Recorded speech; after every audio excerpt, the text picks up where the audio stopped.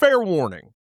This episode will probably get me excommunicated, shunned from every church trunk or treat within 100 miles, and banned from the parent group on Facebook where Karen posts chain emails from 2003 about razor blades and apples.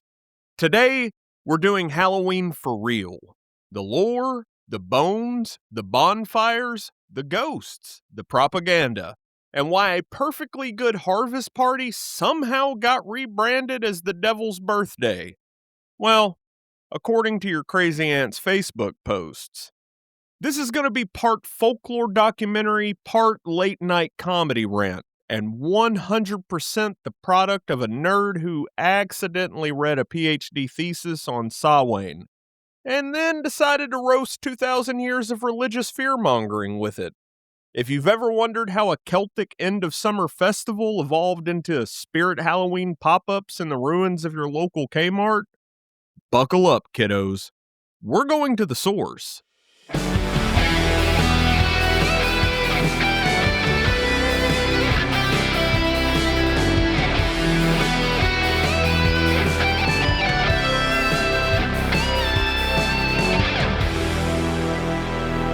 Also, if you brought your youth pastor, tell him to relax. We're citing our sources.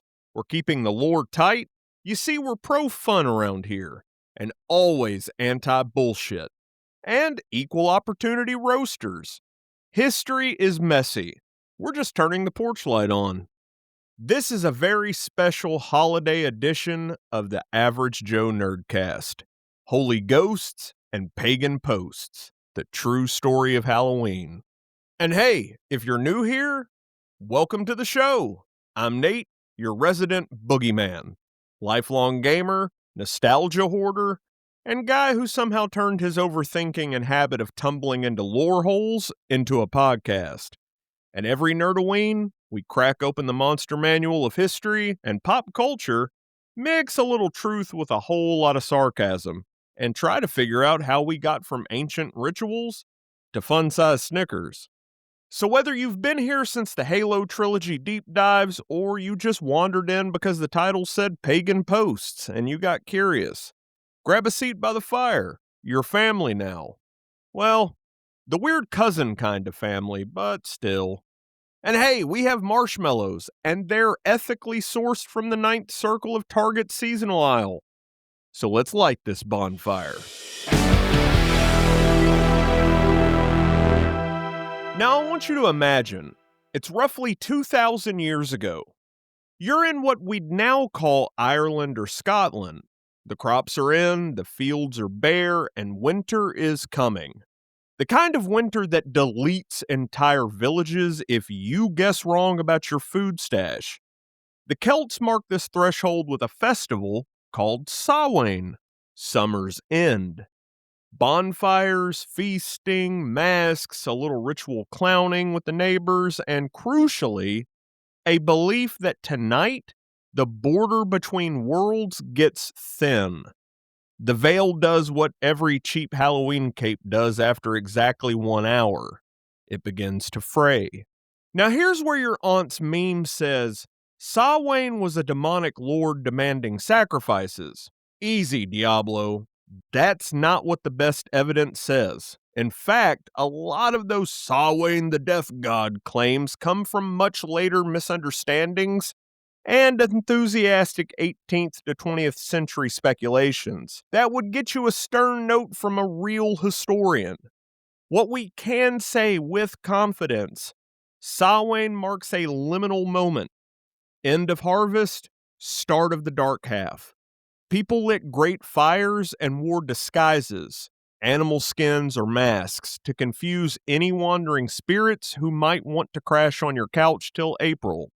Just like your friend from high school who doesn't realize y'all graduated almost 20 years ago and couch surfs like it's his profession.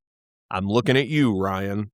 So essentially, it's the first HOA-approved block party.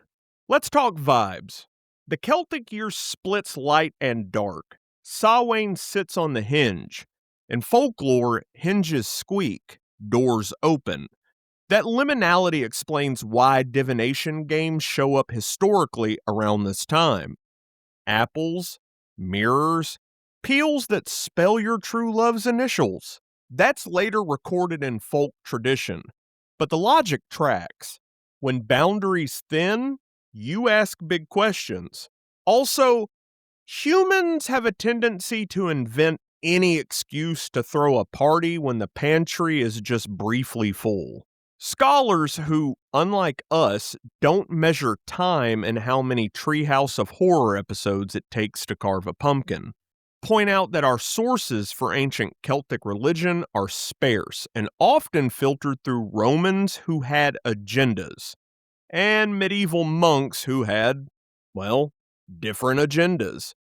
Translation: treat confident claims about exact Samhain rites with a salt lick the size of Stonehenge.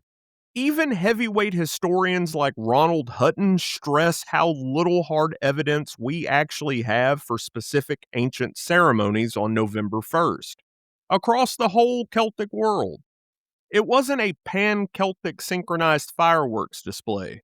It's more like a cluster of related local customs that later got back projected into a single ancient festival with neat bullet points. So if the internet told you Samhain was a Marvel villain, yes, it's lying to you.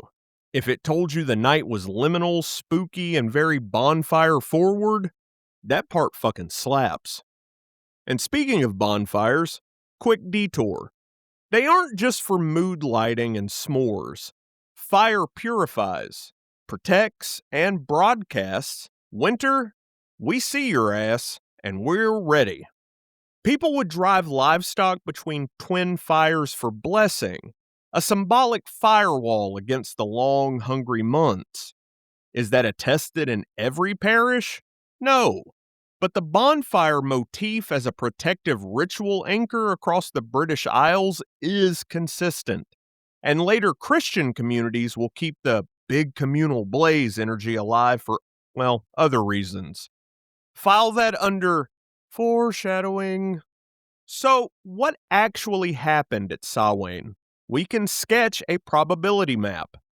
The calendar hinge. End of harvest, start of winter. Solid.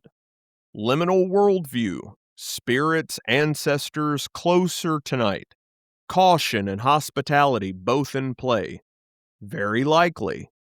Fires, feasting, disguises, protective and playful measures against mischief, human and spectral. Likely. Folklore continuity supports this. A named death god, Samhain, demanding sacrifices? That's a later myth mash. So, nope. Halloween as we know it is not just Samhain with better snacks.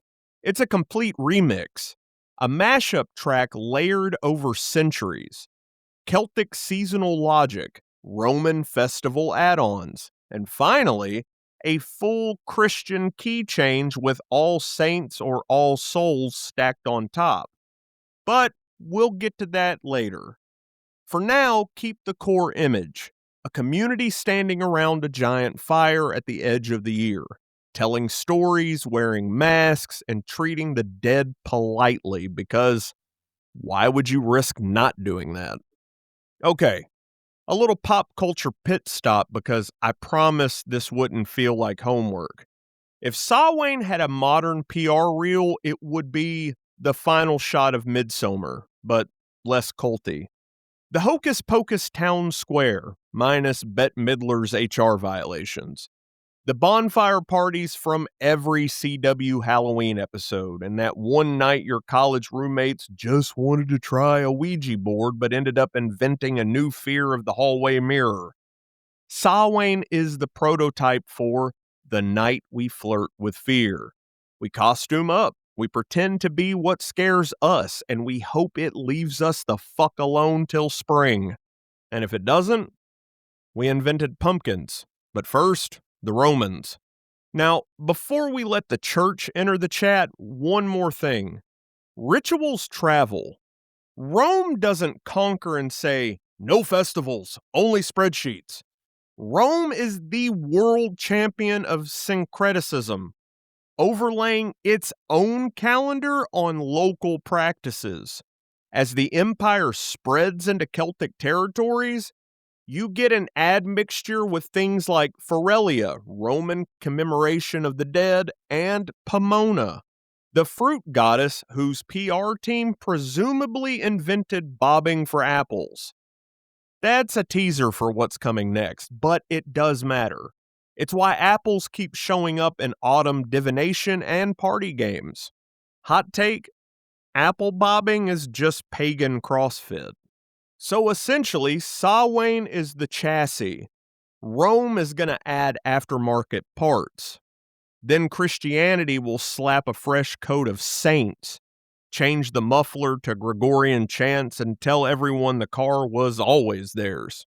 But we'll get there. But because this is a lore-heavy deep dive and I promised receipts, let's anchor a couple of scholarly touchstones you can drop at parties to impress exactly one person.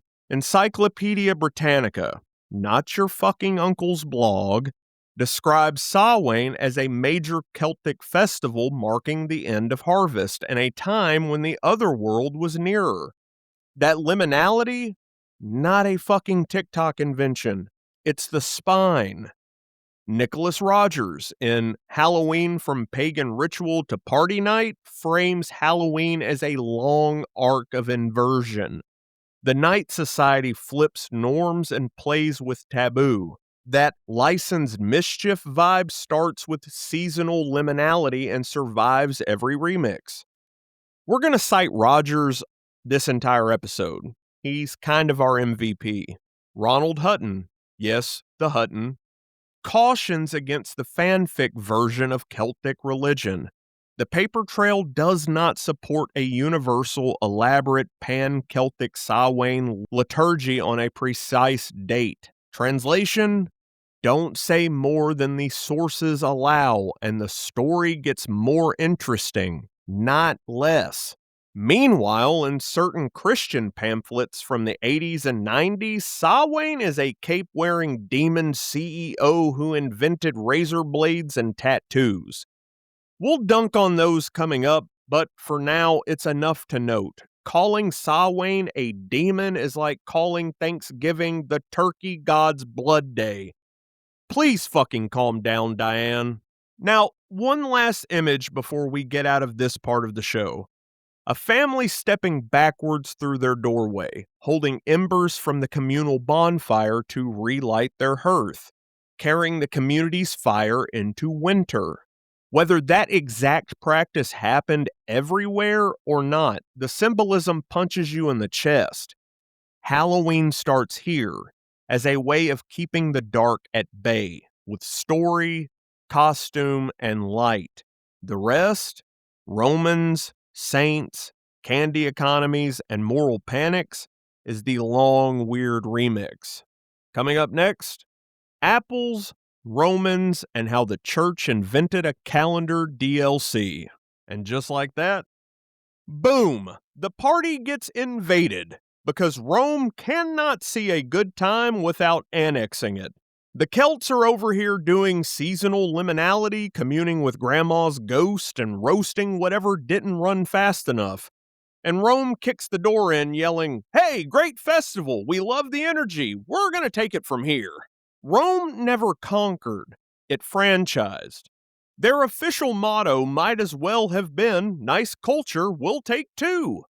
If a village sneezed out a cool god, Rome handed them a form to fill out. So, essentially, Rome is the Disney of antiquity, but at least Disney pays royalties. So let's start with Feralia, a Roman festival for the dead. Picture February in ancient Rome. Cold drizzle, gloomy skies, and citizens trudging to family tombs with wine, bread, and resignation. Ovid writes about it in Fasti, Book 2, lines 533 to 570. Feralia was basically Memorial Day, except with togas and fewer hot dogs. Offerings to the manes, the spirits of the dead, so they wouldn't haunt you for forgetting their birthdays. Now, once Rome swallowed Gaul and Britain, their governors looked at the local Samhain calendar and said, "Two holidays about ghosts? terribly inefficient. Merged them. And somewhere in that imperial spreadsheet, the Autumn Dead Festival DLC was born. Feralia's solemn tomb service met the Celts' Night of the Thin Veil. Corporate synergy achieved. So essentially, bureaucracy is the true necromancy. Now, enter Pomona, goddess of fruit trees, guardian of orchards, patron saint of seasonal decor. Her symbol? The apple. Her aesthetic? That girl on Instagram who posts candlelit orchard photos captioned, abundance. Romans adored her because she represented fertility and snackable produce, two things the empire took very seriously. Her feast day fell around late October, which meant when Roman settlers bumped into Celtic locals doing end-of-harvest rituals, everyone was already holding fruit. That overlap gave birth to an unholy alliance. Pomona and Samhain equals apple supremacy. Now fast forward a millennium and you get apple bobbing, apple peel fortune telling, whoever's apple stem breaks on the right letter is your soulmate nonsense. Every high school fall festival owes its entire existence to a Roman goddess who just wanted you to eat more fiber. So, bobbing for apples is kinda pagan Pilates. 2 minutes of cardio, one chance to drown, and a prophecy about who you'll marry. Ancient efficiency.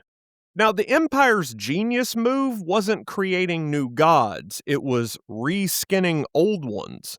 They'd roll into a new province, glance at the local pantheon, and say, okay, your storm guy's name is Tyrannus? Cool. We'll just call him Jupiter Tyrannus Deluxe Edition. Suddenly, everyone's worshipping the same thing, but with more Latin. That's how the empire stayed stable, by pretending every culture had been Roman all along. So when they saw Samhain's bonfires and ghost etiquette, they didn't panic. They issued a branding memo. Feralia supplies the respectable ancestor worship. Pomona brings the snacks. Throw in a few civic games, maybe a sanctioned sacrifice or two, and you've got a wholesome festival of fruits and the departed that won't make the Senate nervous. Rome basically beta-tested cultural assimilation long before social media algorithms existed. Every conquered festival became content. And because this isn't all comedy, let's anchor it. Ovid's Fasti explicitly lists Feralia as a day for honoring ancestral spirits. Wine, grain, wreaths. Pomona appears in the same poem and in later Roman agricultural texts, Varro, Pliny, tied to fruit harvests. Archaeologists have found Roman-era votive offerings of apples and nuts across Britain, clear signs of her worship across the Channel. By the 1st to 3rd century CE, these rituals overlapped with local Celtic calendar markers. Scholars like Ronald Hutton, Stations of the Sun, argue that this blending created the backbone of the later European Autumn of the Dead traditions. Okay, footnote done. Back to the chaos. Rome's ministry of vibes was unstoppable. They saw fire, masks, and food and thought, needs more marble and public relations. They'd sponsor parades, hold athletic games, maybe stage a myth-themed play where the message was always, Rome good, barbarians, spooky. They polished paganism until it looked respectable enough to put on a coin. And that aesthetic polish will matter when Christianity decides to show up later, because the church won't invent the tactic. They'll just inherit it. Rome walked so medieval popes could run a branding campaign. Think of it like this. Samhain was an indie festival in the woods. Handmade masks, artisanal terror, limited seating. Then the empire bought the rights, paved the field, and installed aqueducts. Suddenly there's a VIP section, imported wine, and a legionnaire checking IDs. If the Celts were Burning Man, Rome was Coachella. Same spirit world, more corporate sponsors. Now, let's pause on the apple. Because when the church takes over the code base, the apple survives every update. Why? Because it's safe, it's wholesome, it doesn't scream pagan, unless you know the patch notes. And centuries later, Christian moralists will repurpose it yet again. Eve, temptation, sin? From Pomona's orchard of fertility to the book of Genesis' cautionary tale. It's the same fruit, different sermon. Talk about intellectual property theft. If Rome had copyright laws, they'd sue half the fucking medieval world for derivative festivals. But you see, that's the secret. Empire doesn't protect culture, it just absorbs it. Then it forgets who built it first. By the time you get to late antiquity, nobody can tell where Celtic ends and Roman begins. That blurred line is exactly the runway Christianity needs to land a saint on November 1st. So, after centuries of remixing, Rome collapses. The church inherits the stage, and our spooky little harvest party is about to get baptized. Hard. Next up, the priests enter the chat. And spoiler, they bring candles, guilt, and a calendar update that's going to rename literally everything. But don't worry, you'll still get apples, but only if you confess first. So, Rome's gone. The aqueducts are leaking, the legions are freelancing, and the old gods are collecting unemployment. Into that power vacuum walks a new startup with an even bigger marketing budget. The Christian Church. Think of early medieval Christianity as Rome's ghost wearing a white robe. Same empire energy, just with better guilt tripping. It's the early 600s CE. Europe's basically an abandoned group chat, and a guy named Pope Boniface IV logs in with the first real rebrand in Western history. He takes the Pantheon, a literal temple to all gods, and slaps a new sign on the door. Now open, Saint Mary and all martyrs. Boom! Polytheism turned into a pop-up shop for saints. That's the origin of All Saints' Day version 1.0, the world's first hostile church takeover. One day you're honoring Jupiter, the next it's Saint Kevin and the gang. The Pantheon goes from thunderbolts to thuribles overnight. A century later, Pope Gregory III decides spring is overcrowded. Too many feasts, not enough room for fresh saints. So he moves All Saints' Day to November 1st. Why that date, you might ask? Because, surprise, every culture north of the Alps is already throwing an end-of-harvest rager about death and darkness. Gregory just looks at the pagan schedule and says, hey, we'll take the Thursday slot. Prime time, baby. This is the calendar equivalent of stealing someone's Netflix password. You see, this was the medieval church. They made the rules. The memo might as well have read, effective immediately, all bonfires are now in honor of saints.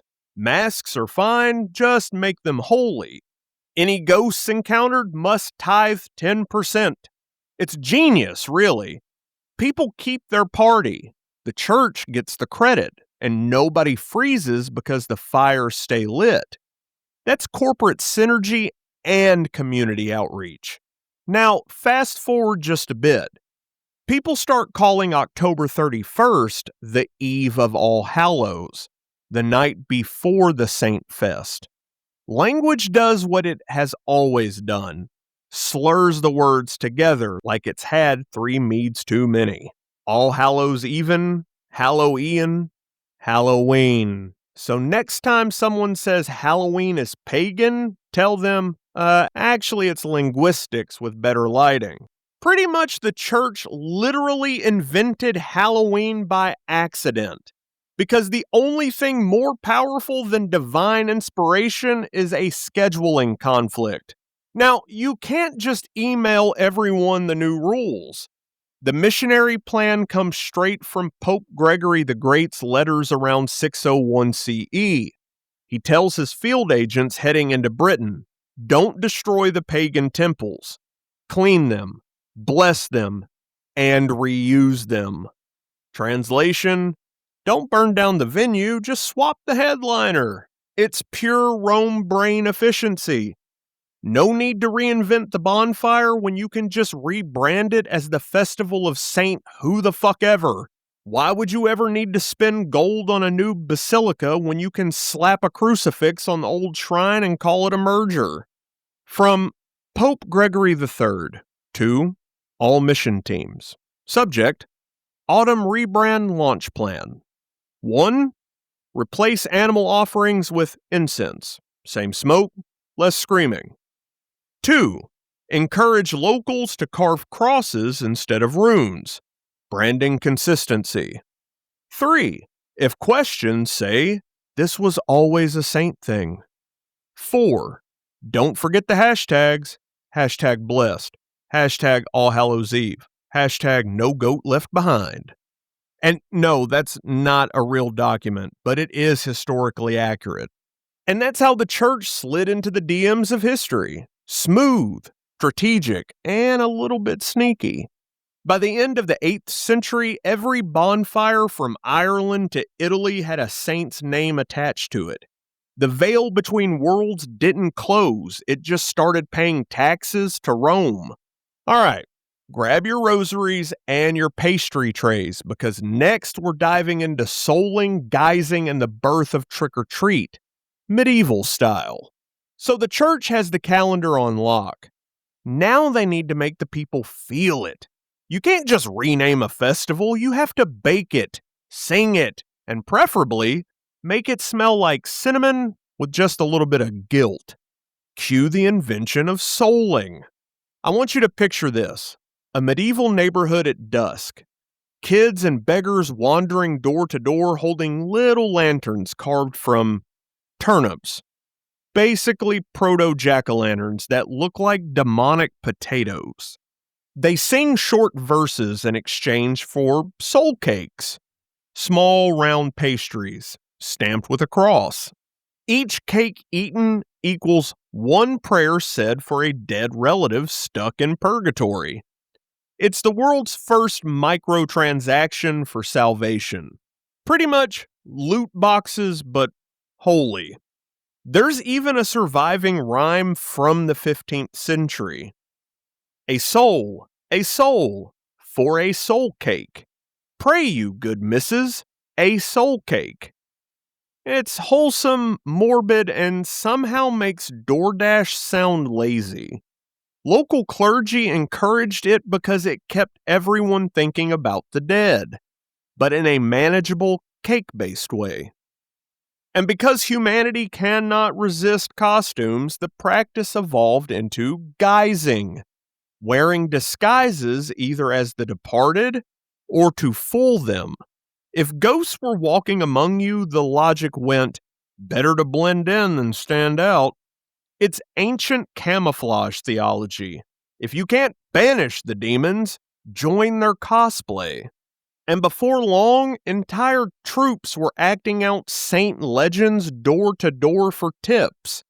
Kind of like community theater meets panhandling. Some scholars trace the earliest Mummers plays and All Souls Eve pageants straight back to these nights. The plays always end the same way.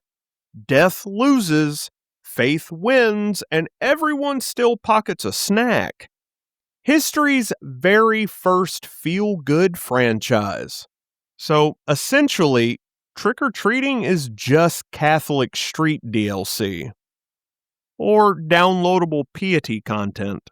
And what's brilliant here is the church learned from the pagans without ever admitting it. The Celts feared the dead. The Christians monetized them. Every loaf, every prayer, every candle was an invoice for eternal peace. Hey, you want grandma safe in heaven? You better light a candle, say a mass, feed the hungry, repeat as needed. Spiritual Capitalism 101. And it worked because it gave people structure. You didn't have to dread the night anymore. You had a checklist. That's how fear turns into ritual. Give it paperwork and snacks. And by the 1500s, guising has gone global. Well, European global. Scotland, Ireland, parts of England, everybody's sending out costumed kids as mini missionaries of merriment. One historian notes that in Scotland, they even carried effigies of the dead. In some towns, they straight up staged mock funerals for Old Year to ring in the new one. If you're keeping score up until this point, we've now got costumes, singing, door-to-door begging, snacks. All we're missing is Reese's and a jump scare. Meanwhile, in the church office, internal memo, Abbey of St. Bede, circa 1270 CE. Subject, festival conduct complaints. Brothers, please remind villagers that costumes of demons should be used to mock, not celebrate the forces of evil. Also, Brother Allen is to return the abbot's mask of Beelzebub. By the late Middle Ages, Halloween-adjacent rituals are fucking everywhere. Parades, bell-ringing vigils, the reading of the names of the dead. The church thinks it's winning. The people think it's fun. The devil probably just enjoys all the snacks. But a storm's brewing. The Reformation. And nothing kills a party faster than theology on fire. Next up, Martin Luther nails his grievances. Protestant neighbors cancel popish superstitions, and witches start getting Yelp reviews from inquisitors. Hey, Steve, you got your ears on? Steve!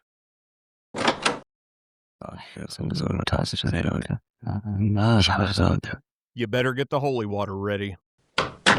Quick sidebar before Europe sets itself on theological fire. Let's look south. While medieval Europe was ringing bells for souls, Mesoamerica was already honoring the dead with flowers, food, and festivals that predate Christianity by centuries. When Spain arrived, those rituals merged with All Saints and All Souls to become Dia de los Muertos, Day of the Dead. Same calendar window, different philosophy. Not fear of the dead, but fellowship with them. Altars, sugar skulls, bright marigolds. The whole point is remembering with color, not cowering in shadow. So if Halloween's the jump scare, Dia de los Muertos is the group hug. Both nights say the same thing. Love outlasts the body. Just one does it with neon skeletons and the other with candlelight and Katrinas. October 31st, 1517. A monk with excellent penmanship strolls up to the church door in Wittenberg and basically posts the spiciest Facebook status in European history. 95 reasons the church's business model needs to calm down. And I'm talking about Martin Luther, not the dream guy. This is a different guy. He's the one who kicked off a theological battle royale. And yes, October 31st, All Hallows Eve. Europe was already primed for saints, soul cakes, and candlelight vigils. And then Luther hits publish on the same exact day. Halloween just got a crossover episode with church politics. Luther's beef wasn't with costumes or candy. Those were mostly local folk customs. He aimed squarely at indulgences, the pay to shorten purgatory DLC, plus abuses of power and theology he thought had drifted into La La Land. But once the Reformation pops off, Protestant reformers start eyeing the whole Hallowtide bundle: All Hallows Eve, All Saints' Day, All Souls, and slapping it with the label Popish Superstition. Cue the bonfire of the vanities, and sometimes of the saint statues. In many Protestant regions, looking squarely at you, parts of Germany, Switzerland, England, Scotland, calendars get cleaned, relics get tossed, pilgrimages go on clearance, and saint days suddenly need reapplying for a permit. And it depended solely on where you were and what they canceled. Puritan New England, they canceled most fun for a while. Scotland's Kirk, not a fan of romping in masks while the minister is trying to preach about depravity.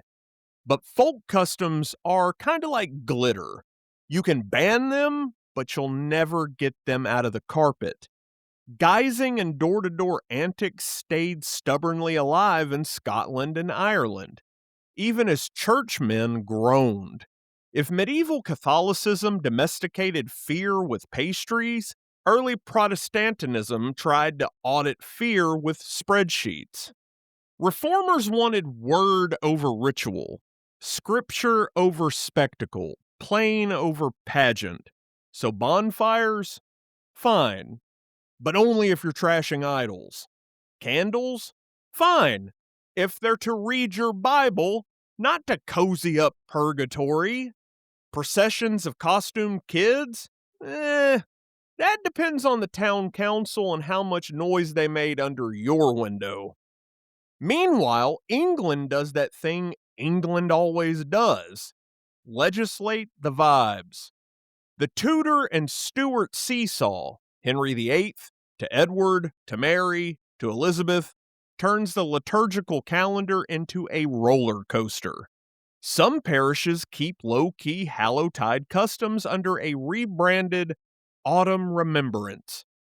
Others swap saints for martyrs of the Reformation, because if there's one thing we learned today, it's that every faction steals everybody else's holidays with the confidence of a cat on your laptop. Now, a common misconception: the church invented witches to cancel Halloween. That's not quite right. The witch panic is its own chaotic storm. Part Catholic, part Protestant, mostly early modern anxiety cocktails. Failed harvests, plagues, war, earthquakes, bad midwives, and the age-old human desire to blame somebody who can't afford a fucking lawyer. So timeline check. The notorious Malleus Maleficarum, a curdled milk of a manual written by a Catholic inquisitor, drops in 1486 pre-Luther. Congrats, medieval Europe, you were already fucking weird. But the peak witch hunting years? Roughly 1560 to 1650, smack in the Reformation, Counter-Reformation crossfire. Both sides light those pyres. Equal opportunity overreaction. So, in a sense, you could say if the Catholics invented the book, the Protestants brought the matches. Which is kind of reductive, but it's not entirely wrong at a meme level. In reality, local courts, not the Vatican per se, drove most prosecutions, and some of the hottest hotspots were in fragmented regions with dicey weather and dicey politics. The important bit for our Halloween arc is this: the seasonal aesthetic of suspicion. Black cats, brooms, moonlit treks gets turbocharged in the public imagination. The Reformation bans pageantry, and the pageantry sneaks back in through fear. So when you deflate public rituals, people don't stop needing ritual. They reroute it. No saint parade? Fine, we'll tell witch stories by the hearth. No sanctioned procession? Fine, the kids will guising run after dark. You empty the stage, and folklore sets up shop with a folding chair and a thunder cue. In Catholic strongholds, All Saints, All Souls keep humming along. Candles, cemetery visits, bell ringing for the dead. In Protestant towns, Hallowtide becomes a ghost of itself. The official theology trims the fat, but the folk calendar keeps the meat. Neighborhoods still love games, masks, and the once-a-year license to misbehave. Because fear is fun, but only when it's scheduled. It is hereby ordered that on the eve of All Hallows there shall be no more ringing of bells for souls, burning of superstitious candles, nor wearing of demonic disguises, unless they are for a respectable morality play, in which case, carry on. It was government by vibes, which is the only kind that ever fucking lasts. So here's your takeaway for this first Reformation lap. Luther didn't kill Halloween. Reformers trimmed the Catholic scaffolding. Folklore rerouted around the roadblock, and the witch panic gave the genre department free marketing. Next up, we're going deeper. Spectral jurisprudence, aka how to put a ghost on the stand, why black cats need a PR firm, and how a century of paranoia set the stage for Halloween's modern monster lineup. Hey, Steve. Steve! Hide the broom, dude. We're about to make enemies.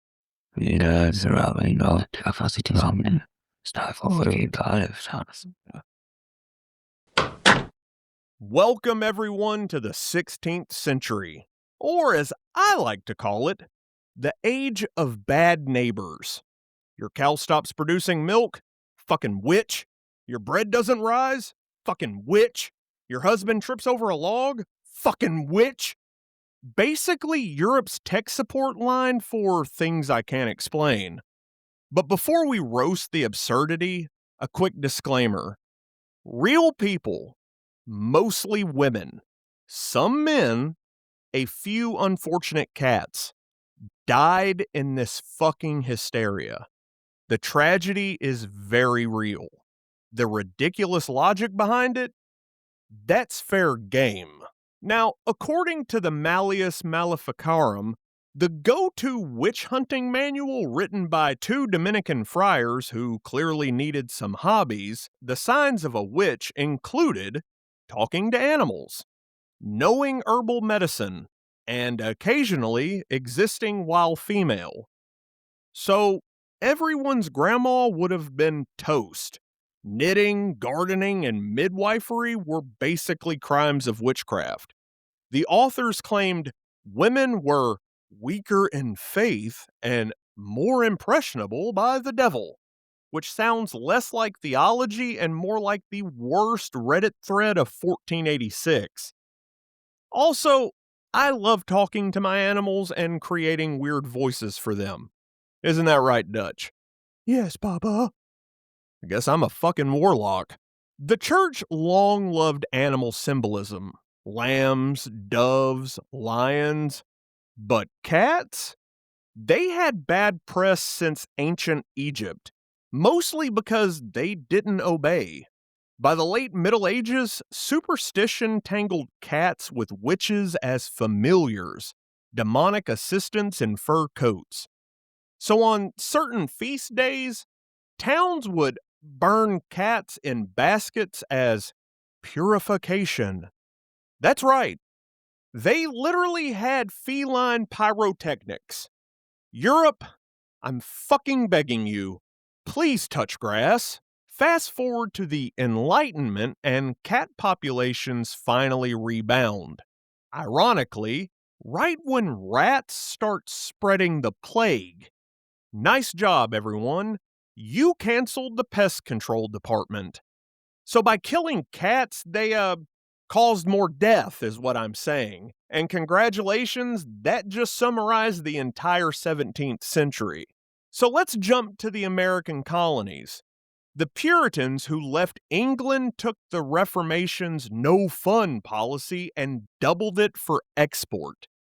Cue Salem, 1692. A group of bored kids in Massachusetts start convulsing, babbling, and naming names. Local ministers panic. Courts open. And then we get the ultimate legal innovation: spectral evidence. The idea that if you saw someone's ghost attack you, that counts in court.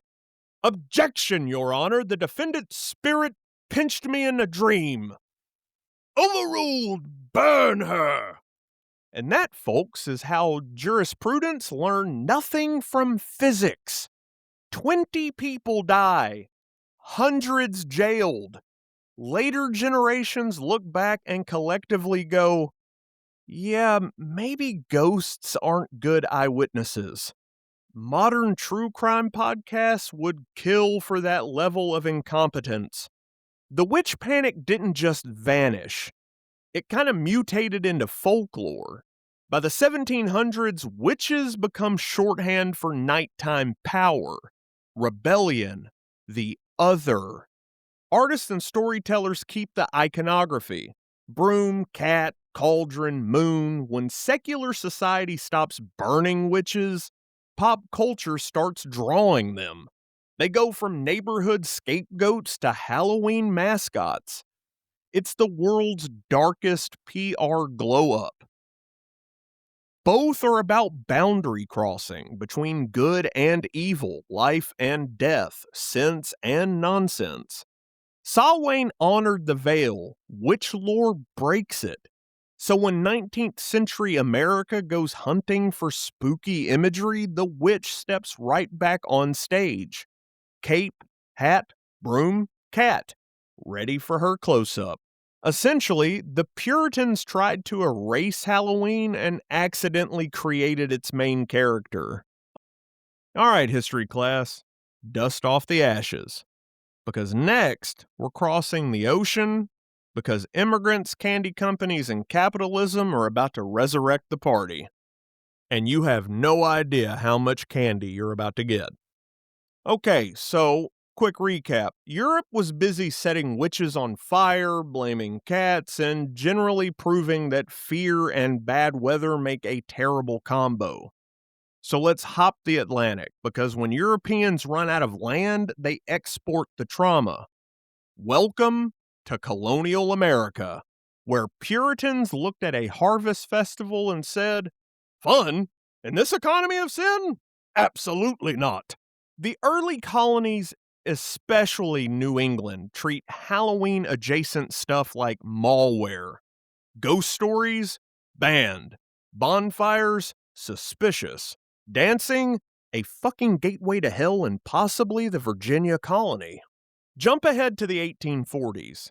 Ireland's in famine, and waves of Irish and Scottish immigrants hit American ports carrying two things: tradition and a need to blow off some steam.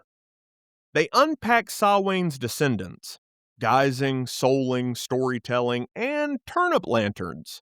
Americans take one look at those rock-hard, miserable little turnips and go, "Cute. You know we've got bigger vegetables, right?" Enter the pumpkin, a native gourd the size of a child and twice as flammable. It carves easier, glows brighter, and smells like pie instead of root sweat. Instant upgrade. By the late 1800s, jack-o'-lanterns are America's default fall avatar. So essentially, it's the most American thing ever. If the Irish brought Halloween with them, Americans monetized it. Essentially, immigrants build the culture, and America sells tickets. So by the mid-19th century, Halloween's back on the calendar as an autumn mischief night. Newspapers print stories about youths tipping over wagons, moving outhouses, and stringing gates across the road. Think of it as an early punk culture with less leather and more hay. The Civil War adds another ingredient: grief. A generation of families turned to seances and spirit photography trying to contact lost loved ones. The spiritualist movement booms. Table rapping mediums go viral before radio exists. Ghosts become mainstream, and Halloween finds its modern identity as a night where the living and the dead politely coexist. For a cover charge. Before we had Ouija boards, we had the Fox sisters, three teens in 1848 New York who convinced their town they could talk to the dead through knocks and raps on furniture. They launched the spiritualist movement, Victorian-era ghost TikTok. After the Civil War, grief-stricken families filled parlors trying to reach lost sons and husbands. Mediums toured like rock stars. Seances became Saturday night entertainment. That obsession bled straight into Halloween culture. Ghost stories, table rapping, ectoplasm gags, it's the ancestor of every haunted mansion ride cue you've ever heard. So essentially, influencer culture has always been kinda spooky. Only now the ghosts charge appearance fees. By the early 1900s, cities start organizing community Halloween events to control the pranks. Parades, costume balls, paper decorations with wide-eyed black cats. Publishers smell money. So do candy companies. Hershey drops the first commercial chocolate bar in 1900. By the 1920s, candy ads and cardboard jack-o'-lanterns are everywhere. By the 1930s, Halloween is a retail season, second only to Christmas for sheer marketing bliss. Capitalism really said trick or treat, but make it corporate. And you can't ban a holiday once Snickers gets involved. Radio dramas like Orson Welles' War of the Worlds in 1938 cement Halloween as the night of mass imagination and mass panic.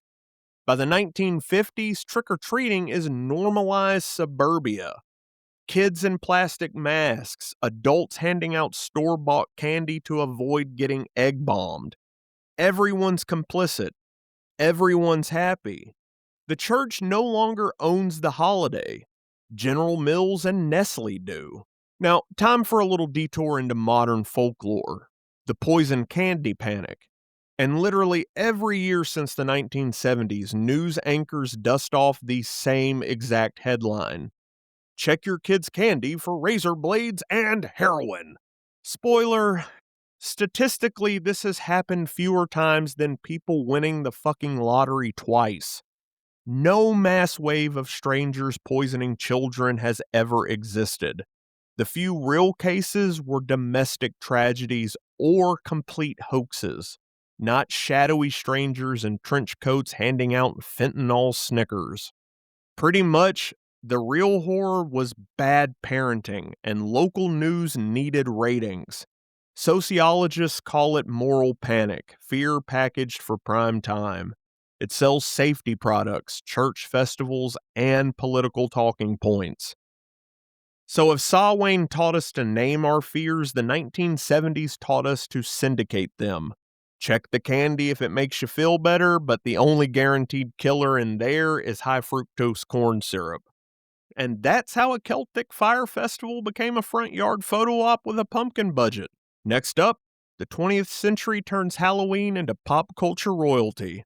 Horror films, television specials, and the birth of the modern monsterverse. So let's run down the checklist. We've got candy, costumes, and capitalism. Now, all Halloween needs is a soundtrack. And Hollywood says, hold my fog machine. It's the 1930s. The Great Depression's in full swing, and audiences want escapism with bite. Enter Universal Pictures, who basically invents the modern monster. Dracula in 1931, Frankenstein 1931, The Mummy 1932, The Wolfman in 1941. Each film a black and white sermon on why you should never do science or go outside at night. By mid-century, television syndication brings those monsters into living rooms. Kids aren't scared. They're obsessed. Universal runs monster marathons every October. Then comes 1962's novelty hit, Monster Mash, a goofy graveyard shift anthem that single-handedly makes Halloween fun again, after 2 world wars. Suddenly, the Night of the Dead is a sock hop for ghouls. It was basically the first viral meme song. The 50s and 60s are the suburban golden years. Television specials bloom like plastic pumpkins. It's the Great Pumpkin, Charlie Brown, in 1966 gives the holiday its patron saint of disappointment. Disney runs annual Halloween treat compilations, mixing cartoons with mild existential dread.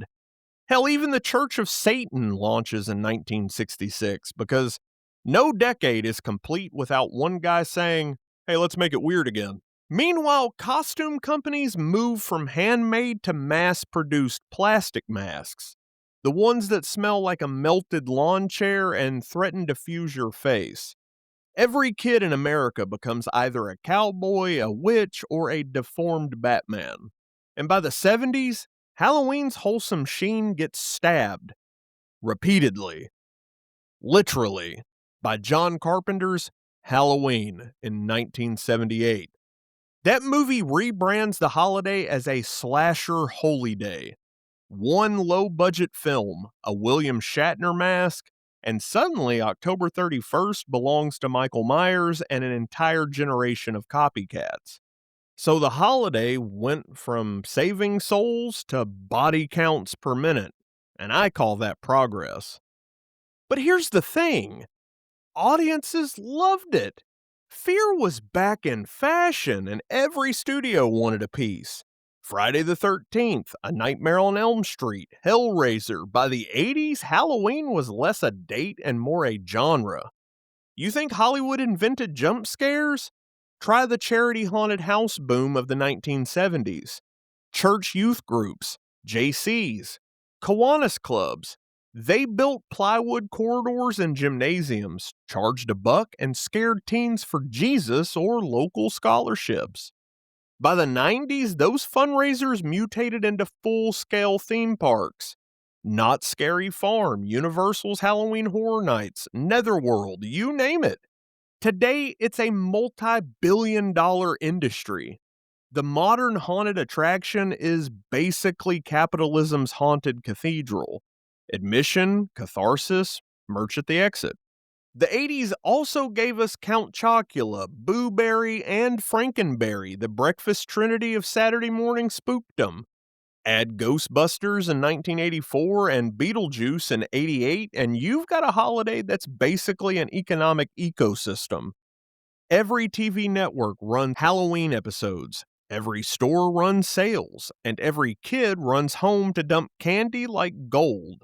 And the Celts would definitely not approve, but they'd love the bonfires made of fun-sized candy wrappers. So let's talk about Trunk or Treat, the evangelical DLC that lets churches do Halloween without admitting that they're doing Halloween. Born in the late 1990s out of that poisoned candy panic and suburban zoning, it reskins the holiday. Kids in costumes, parents in minivans, candy from the back seat instead of the neighbor's porch. And it's kind of the safest rebellion ever, sanctioned chaos within painted lines. And the funniest part? The same churches that once called Halloween pagan now budget for plastic pumpkins and fog machines every October. That's not hypocrisy. That's tradition evolving. So by the 90s and the 2000s, Halloween has gone global and meta. The Nightmare Before Christmas, Hocus Pocus, Buffy the Vampire Slayer, The Simpsons Treehouse of Horror. It's nostalgia, camp, and community all rolled into one. Churches hold trunk or treats in the same parking lots their ancestors once condemned. Retail giants start stocking Halloween in August because greed does not have an off-season. We began with bonfires to ward off the dark. Now we have string lights shaped like bats to match our yard inflatables. Progress is weird, but it glows. And that's going to bring us to our final stretch. The meaning of Halloween today. A night of community, identity, and the joy of pretending we're not scared of anything. Next up, we're going to wrap it all up with what Halloween actually tells us about being human, and maybe why we need the monsters. And we're going to get a little existential because, well, that's my brand. So let's go back to the fire. Before the candy, before the costumes from aisle 9, before the plastic skeleton that looks like he does CrossFit, there was a circle of people and a ring of light. They marked a hinge in the year. Fields sleeping, animals penned, nights getting long enough to make you count wood and hope. They told each other the world's thin tonight, walk carefully, keep close. That's where we started. Samhain, a ritual honesty about fear. We wore hides and masks to confuse the wandering dead, but also to admit we were little and mortal, and we knew it. Centuries pass, Rome shows up with paperwork and apples and says, "Nice bonfire, ever tried product integration?" Pomona lends us her orchards. Feralia lends us a somber nod to the ancestors. And the fire keeps burning. Then the Christian church enters the chat with the world's best rebrand. Saints get first billing, temples get a renovation, and suddenly the fire is holy. The masks are fine, as long as they were modest, and the prayers come stamped with seals. We sing for soul cakes, charity baked into ritual, and fear becomes manageable because it comes with a liturgy and baked goods. The Reformation storms in and wipes the chalkboard. Popish superstitions out, saints down, scriptures up. And for a minute, it looks like the bonfire's in trouble. But here's the trick. People don't stop being people because a policy memo dropped. Take away the parade and the stories parade themselves. Pull down the icon and folklore climbs the steeple anyway. Meanwhile, the witch panic gives the night its villains, teaches us everything a courtroom should not do, and unintentionally forges the symbols that will one day grin from our front lawns. Then the ocean crossing. Immigrants bring guising and lanterns. America gives them pumpkins big enough to build a condo in. The bonfire becomes a porch light.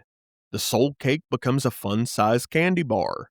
Capitalism looks at the ritual and says, "Hey, I can sell that." And somehow, it doesn't kill the magic. It mass produces it. And we, strange creatures that we are, take the factory output and use it to do the ancient thing. Gather, laugh, dress up, pretend we're fearless together. Hollywood gives the night faces. Dracula, Frankenstein, the Wolfman, Michael Myers. Music gives it a beat. The Monster Mash, pipe organs, synth stings. TV gives it an altar. The Great Pumpkin, Treehouse of Horror, Hocus Pocus on a loop.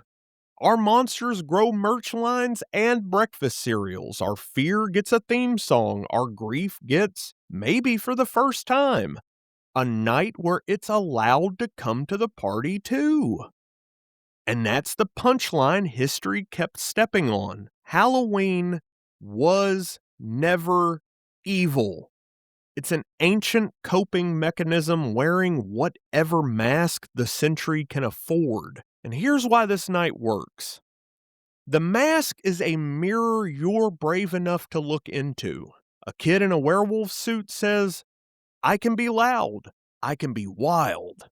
A teenager in a slasher mask says, "I'm bigger than what scares me." A parent in a cheap witch hat says, "I still remember the fun I promised myself I'd keep." Underneath, we're admitting what the Celts already knew. We are small in a big, cold universe, so we throw a festival the universe can never ignore. We name the fear, laugh at it, feed it sugar, and send it home by 10. That's not sin, that's strategy. So pay attention to what happens on a street tonight. Porch lights blossom like constellations. Strangers knock, and you don't tense, you smile. You hand out a little sweetness like a sacrament of "you belong here."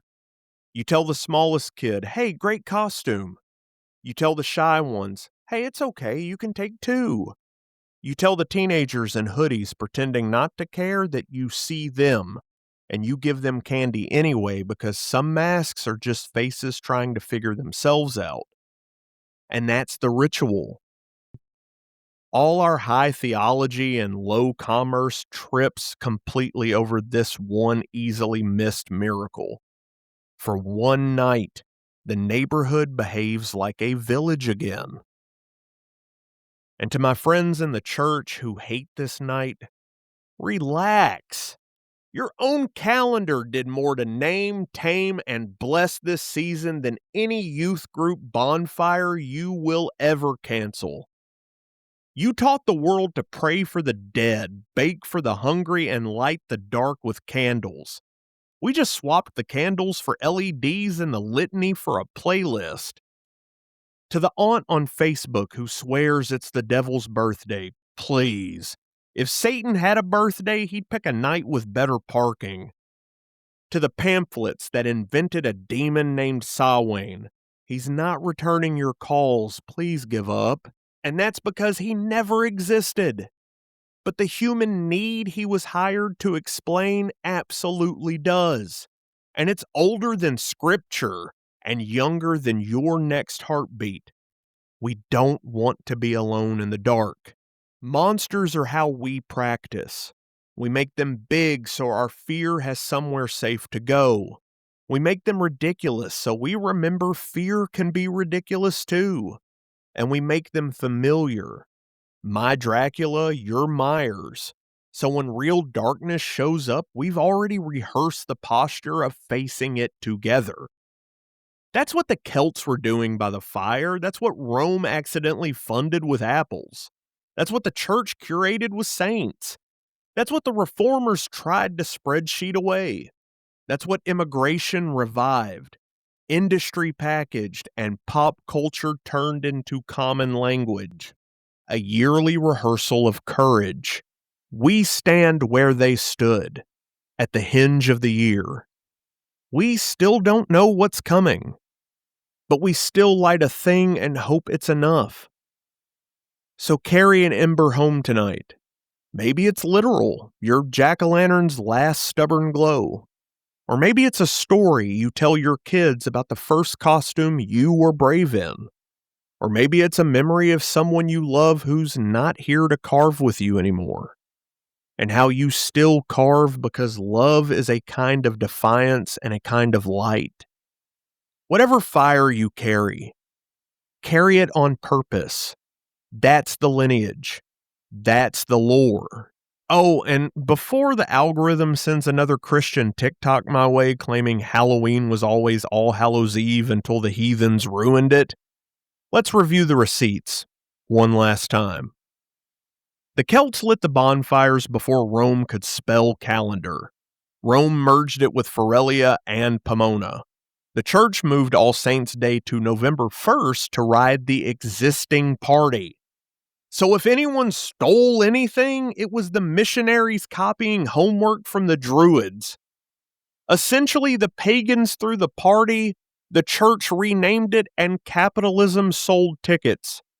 It's history's greatest three-part collaboration. And that's why, 2,000 years later, you can buy saint candles and demon masks in the same aisle at Target. So tell your TikTok pastor it's called syncretism, not Satanism. From Samhain to saints, from witches to the Walmart decor aisle, Halloween kept one promise. The dark is real, but so are we. And we are louder when we laugh together.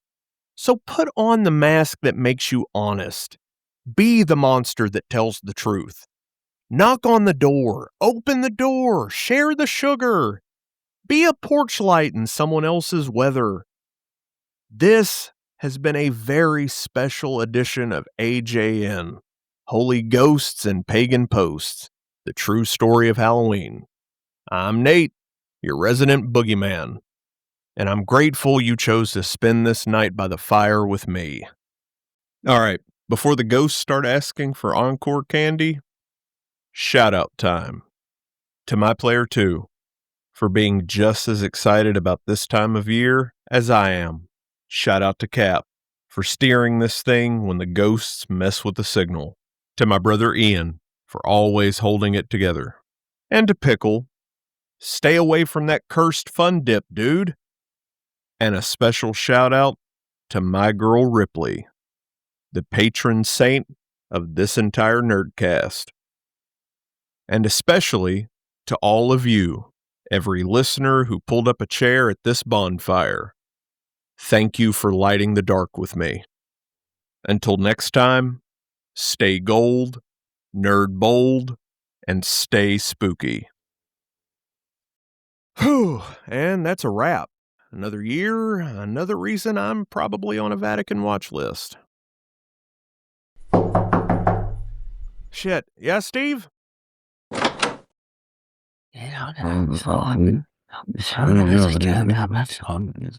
What? The Gregorian chant playlist summoned Pomona? And gave her a job? She's downstairs. She's turned the break room into a seasonal candle pop-up. She's calling it Blessed Be Thy Wick. I've got to sage this goddamn studio. Happy Halloween, folks.